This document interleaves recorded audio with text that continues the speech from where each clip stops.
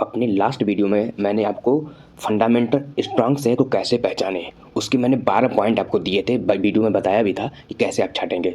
उसी के तर्ज पे मैं उस 12 पॉइंट को यूज करने के बाद मैं आपके सामने कुछ जो है strong share, fundamental strong share लेके आया हूँ, जिसका जिक्र आपको इस वीडियो में मिलेगा। मैं आपसे आग्रह करूंगा कि पूरे वीडियो को आप लोग देखने की कोशिश करें, क्योंकि इस पूरा वीडियो को अगर आप नहीं देखेंगे तो आपको जो ज्ञान मिलना चाहिए वो नहीं मिलेगा।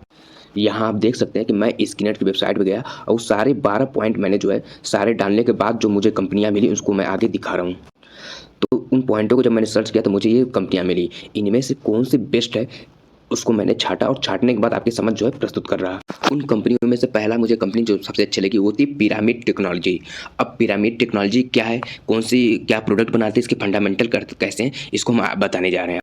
तो यहाँ देखिए पिरामिड टेक्नोलॉजी पहली बार प्रोडक्ट क्या बनाती है। सबसे पहला क्वेश्चन है कि प्रोडक्ट क्या बनाती है, क्या इसके फीचर में क्या कुछ ऑप्शन है, ग्रोथ है, क्योंकि फीचर में अगर ग्रोथ नहीं तो कंपनी चाहे जितनी फंडामेंटल स्ट्रांग हो सब धरी की धरी रह जाती है।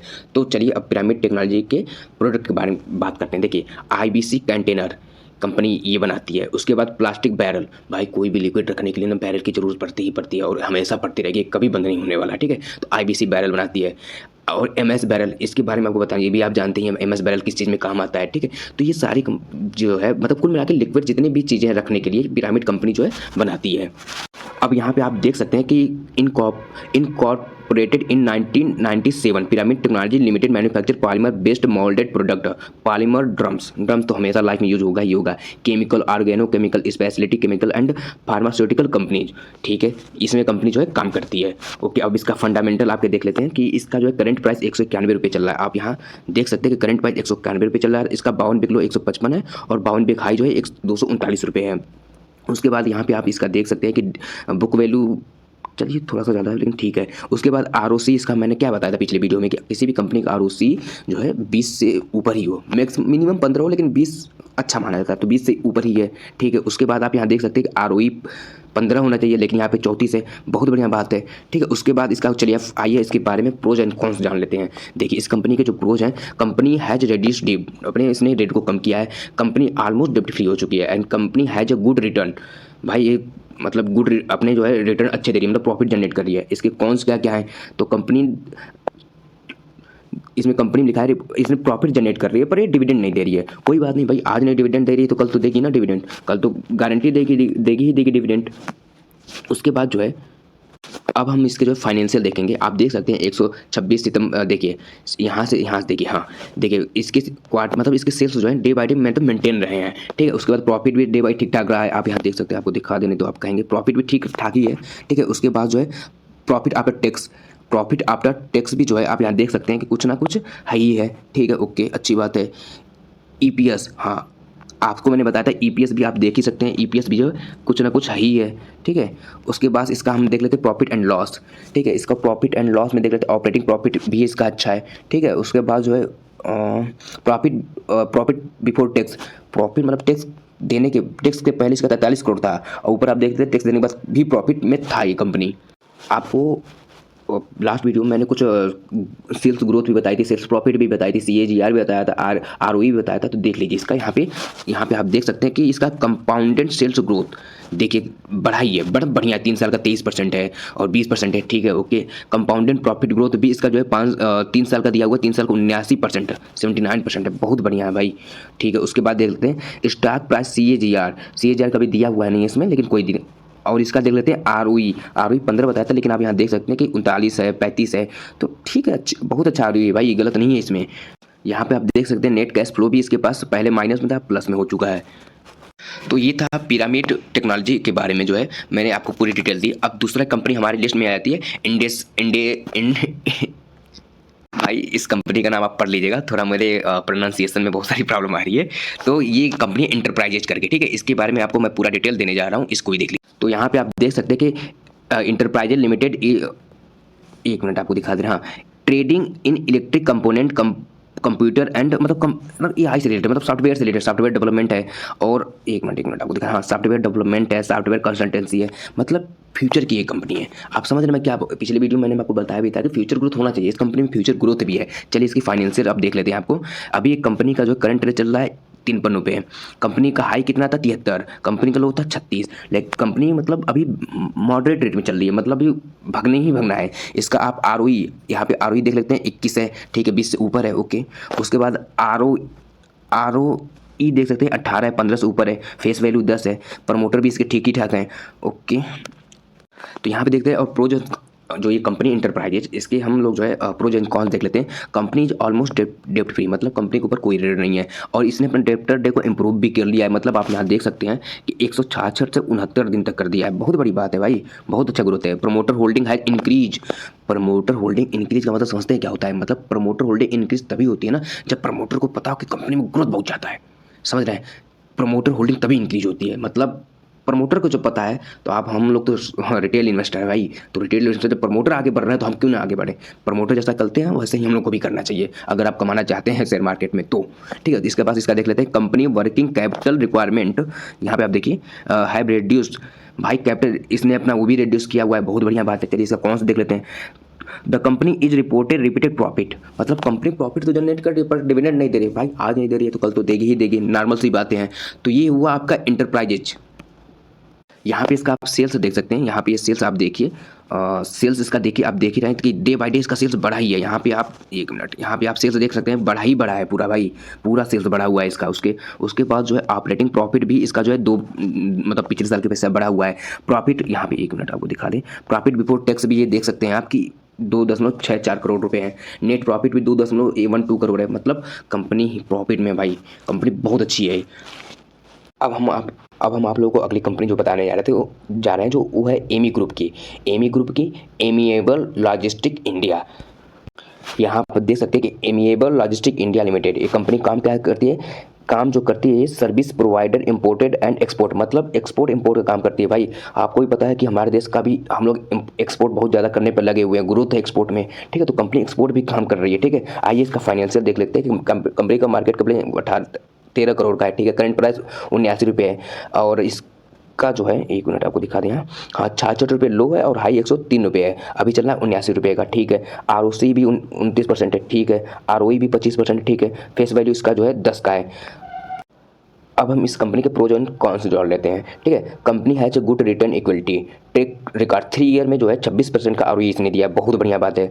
कौन क्या company is reporting repeated profit, भाई प्रॉफिट जनरेट कर रही है, डिविडेंड नहीं दे रही, तो आज नहीं तो कल डिविडेंड देगी ही देगी, नॉर्मल चीज़ है। Earning include the other income, वाह इसकी जो है अर्निंग इंक्लूड अदर, मतलब ये अदर इनकम से भी इसने जो है अपनी अर्निंग प्रॉफिट में इसने जोड़ लिया, ये बोल रहा है ये, ठीक है। अब इसका जो है यहाँ पे आप देख सकते हैं सेल्स इसका जो है हाँ सेल्स इसका थोड़ा सा घटा है पर उतना ज़्यादा भी नहीं घटा है।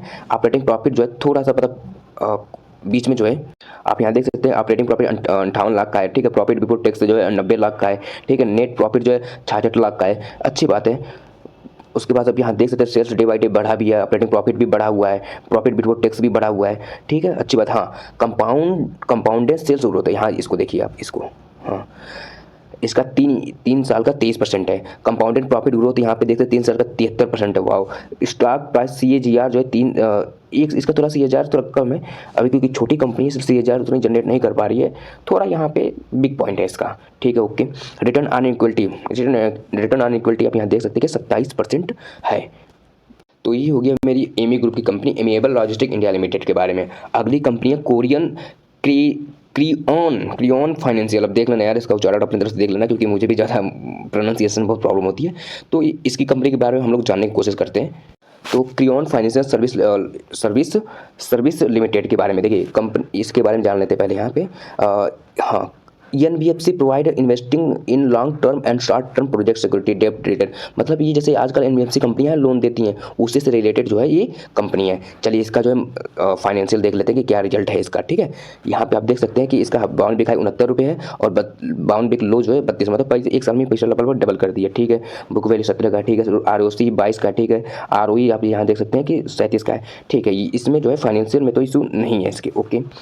अब यहाँ पे जो है इस कंपनी के जो है प्रोज एंड कॉन जान लेते हैं। Company has a good return, मतलब ROE इसके बहुत अच्छे हैं। प्रमोटर होल्डिंग है इंक्रीज 4.99%, मतलब 5% की प्रमोटर होल्डिंग बढ़ चुकी है। मैंने कुछ थोड़ी देर पहले बताया कि प्रमोटर होल्डिंग तब बढ़ती है जब कंपनी के प्रमोटर को पता होता है कि हमारी कंपनी ग्रोथ करेगी। भाई जब उनको पता है तो हम लोग क्यों ना जाएं उसमें, बिल्कुल जाना चाहिए भाई, बहुत अच्छी बात है प्रमोटर होल्डिंग बढ़ना है, ठीक है। स्टॉक की ट्रेडिंग मतलब ये अपने बुक वैल्यू से जो है थोड़ा दुगना ट्रेडिंग कर रही है, ठीक है।